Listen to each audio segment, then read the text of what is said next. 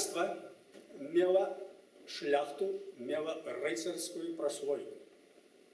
Были рыцары, были замки. Рыцарь на той час – это як сёння цяжкі танк. Это сила. И был кодекс рыцарский. И этот кодекс ідзе яшчэ ад Альгерда. Памятаеце, Альгерд прыйшоў до Московии, и он бы взял Москву. Але маскоўцы вышли за брамы, стали на колени и пачалі просить, каб ён не паліў Москву, не забивал бы людей, что они откупятся. Альгерд згадзіўся. Але падышоў до брамы московской, прислонил копье и сказал: памятайте, что мое копье стояло каля вашей брамы. Даровал и пошел. Так вялося в Европе. Это рыцарский кодекс. Разумеете, коли рыцари, рыцарские войски между собой воевали, то рыцарь ніколи не добивал другого рыцаря на земле. Рыцар откуплявся. І коли він не откуплявся грошима, то той рыцар, який перемог, казав: ти повинен зробити то і то. І він робив. Пам'ятаєте, про Сіваля, коли він перемог рыцара, який зневажив жінчину, він сказав: ти пойдеш до короля Артура, будеш там, попросиш пробачення у tej жінчини і будеш її ховати. І він ще кинув і пішов. Він не мог зробити іначе, бо був рицарський кодекс, був гонор рицар. Наше войско воювало по таким кодексу. У час гэтай войны, коли основная была война за Смоленск, был такой эпизод, коли войско Великого княства завоевало Смоленск, а добрало назад. И у полон был взято весь московский гарнизон и все московское войско. 40 тысяч людей, московцев. Что зробили московцы, можете не сомневаться, что они зробили. Что зробили великокняжские гетманы? Не знали, что с ними робить. Забивать, и они их отпустили. Забрали зброю и сказали: идите на хату. Вот такие факты. Принципово розная система, принципово інше вядзенне войны и принципово інший подход до человека, до военнополонных, увогуле, до борьбы. Это істотно ведаць. Потому что, коли подошли до Ворши, то кожный вояр ведал, за что он змагаецца. Так вот, Константин Острожский, подошедший до Орши, тайно навели понтонные мосты, частку людей переправили, частку конницы. Основная конница перешла вброд, альбо переплыла глубокий Днепр. Войско под Воршей наличивало 30 тысяч. Усё рушэнне было каля 35 тысяч. Але князь, великий князь Жигімон Старый, застаўся ў Барысаве, і 4000 коннікаў засталіся з ім. Таким чынам, 10 тысяч польских конников удзельнічала, было пару тысяч наймитов, остальные были великокняжские белорусские полки. Хорунжи, как тогда называли. И вот речка Крапивна, Днепр, за пару километров стояло 80-тысячное войско Московии под командованием Челяднина, воеводы. І яны былі ўпэўненыя ў сваёй перамозе, бо іх было вельмі шмат. І Астрожскі хутка пераправіўся праз Днепр і адразу пачалі шыхтаваць войска. Заўважце, што это небяспечны быў маневр, таму што калі б яго адразу разгадалі, калі б не былі так упэўненыя маскоўцы, яны маглі б адразу скінуць іх у Днепр. Яны не паспелі гэта зрабіць. Острожскі ноччу паспеў пастроіць усе харубы. У ляску схаваў гарматы. Прытым, Вялікае княства, мы самі рабілі свае гарматы, яны былі добрай якасці, маскоўцы такіх не мелі, і мелі класных пушкароў. Вось гэтыя гарматы былі схаваныя у ляску на выпадак манеўра, пра які ведаў толькі гетман Астрожскі. Бойка пачалася ў 9 гадзін раніцы. І да абеда былі розныя сутычкі. Першымі пусцілі свае войскі не ўсе, частку войск пусціла Масковія. Атака была знішчана, захлебнулася. Але іх это не абескуражыла, яны былі абсалютна перакананы, што гэтым натоўпам яны проста раздушаць нашае войска. І так цягнулася да абеда. І тады, пасля абеда, Челяднін загадаў усей ардзе, всім асноўным сілам ісці на Літву. І вот яны пашлі. У гэтым эпізодзе быў вельмі цікавы маневр, які ўвайшоў у хрэстаматыі Еўропы, усяго свету. І нават расейцы у 20 стагоддзі, у 19 вывучалі гэтую бітву як выдатную стратэгічную ініцыятыву. Калі расейцы ударылі, то Астрожскі, ён сам быў на коне, ён сам павёў войска. Яны пачалі адступаць, удаваць адступленне. Ззаду за конніцай стаялі людзі з ружніцамі, з самапаламі, пяхота, якая страляла. Гэтая, калі конніца пачала адступаць, то рынуліся за імі маскоўцы. У гэты час раскрылі флангі і ударылі гарматы. Упор стралялі. І вось гэты удар быў настолькі моцны, што перамяшалася маскоўская конніца, перамяшаліся рады, і тут жа, не чакаючы доўга, былі падрыхтаваныя флангі, і ўсё тут жа ударылі па Маскве. Ужо конніца, рыцары. І гэты вот эпізод практычна вырашыў усю бітву. Паляцелі, падбеглі безладна, секлі і гналіся за маскоўцамі на працягу 7 кіlometrаў. Тыя, якія празбягаліся, яшчэ пахаваліся недзе па лясах, мужыкі дабівалі віламі. Вынік гэтай бітвы так сказаць, у адзінках. Беларусы страцілі, даюць розныя звесткі, ад 400 до 500 рыцараў. Это вялікія страты.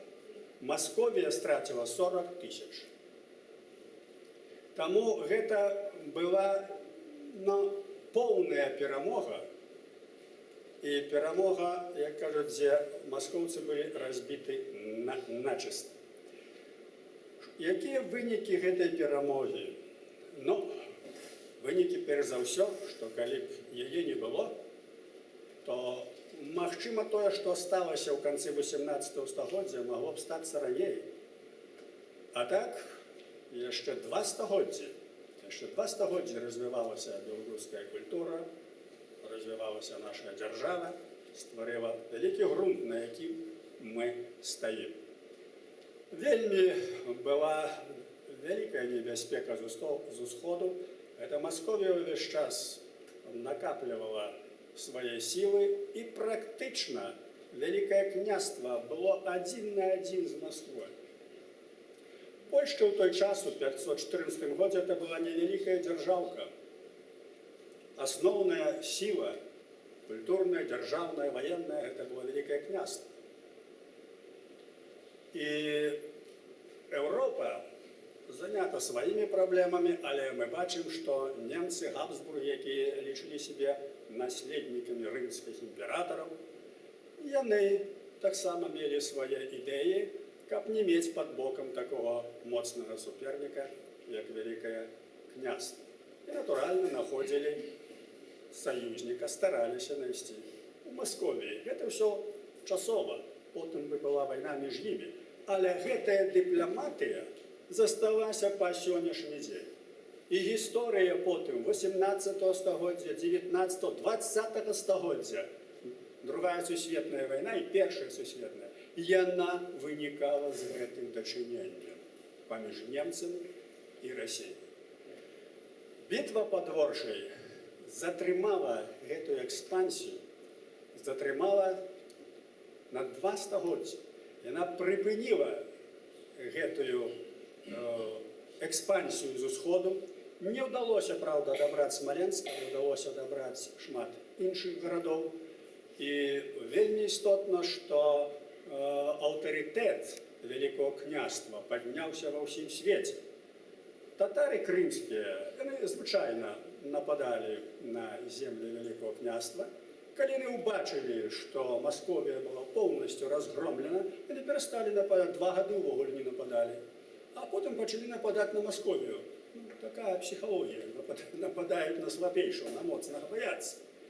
З другого боку, расказуючы пра сістэму вайны, якую я гаварыў у пачатку, татары, якія нападалі на Вялікае княства, яны былі часта, рабілі пагоню, іх разбівалі, іх ваявалі. Найбольшая это была бітва пад Клецкам, дзе 1000 татар папалі ў палон. І што з імі зрабілі? Не адсеклі галаву, не пасадзілі на кол, не зрабілі рабамі, як рабілі маскоўцы. І ім далі зямлю, пасялілі іх пад Мінскам, пад Клецкам і сказалі: жывіце, управляйце зямлёю. І яны сталі жыць. Яны увялі нам культуру агуркоў, памідораў. Раней это не было, это татараў пашло. Яны былі удзячны па сённяшні дзень. Яны удзячны Вітаўту. Пагаварыце з любым татарынам, з Іўя. Ён ведае, хто такі князь Вітаўт. Яны удзячны, што Вітаўт зрабіў татарам жыццё. І больш таго, потым, калі ўжо пайшлі другія пакаленні татар беларускіх, то яны ваявалі за Вялікае княства і атрымлівалі нават шляхецтва. І па сённяшні дзень многія выхадцы з татараў з'яўляюцца людзьмі, якія шмат працавалі на беларускае адраджэнне. Нават у цяжкія часы за Савецкім Саюзам, скажем, Степан Хусейнович Александрович, літаратуразнаўца, прафесор, святар Леонід ведае яго. Так. Станкевіча, Сенкевіча, гэта ўсё ў гісторыі вядома. Так вот, падыход быў зусім іншы. І які вынік гэта дае.